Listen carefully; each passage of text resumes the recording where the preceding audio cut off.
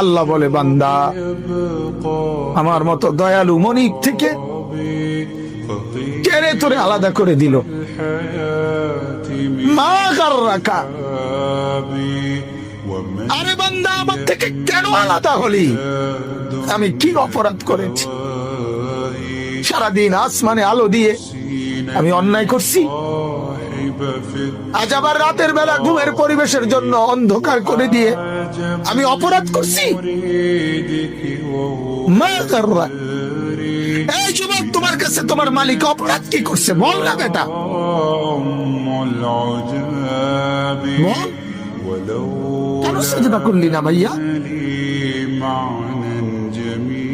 আল্লাহ তোমার কাছে কি অন্যায়টা করছে? কি অন্যায়